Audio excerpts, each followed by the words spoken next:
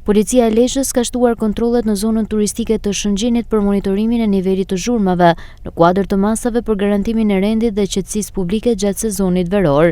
Sipas policisë, krahas kontrolleve në terren, janë zhvilluar edhe takime sensibilizuese me administrator biznesesh dhe persona fizik, aktiviteti të cilëve shoqërohet me përdorimin e muzikës, me qëllim informimin mbi detyrimet ligjore për respektimin e nivelit të lejuar të zhurmës.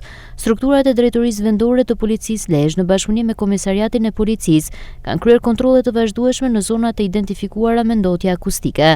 Gjatë këtyre kontrolleve janë përdorur matës të posaçëm për të verifikuar nivelin e zhurmës në ambiente të hapura dhe të mbyllura, në përputhje me parashikimet e ligjit për administrimin e zhurmës në mjedis. Sipas rezultateve të matjeve të kryera, niveli i zhurmës në subjektet e kontrolluara ka rezultuar brenda kufive të lejuar nga legjislacioni në fuqi. Njëkohësisht efektivët e policisë kanë verifikuar edhe respektimin e orarit të lejuar për muzikën në ambiente të hapura, i cili në zonat e banuara është nga ora 11 deri në orën 24.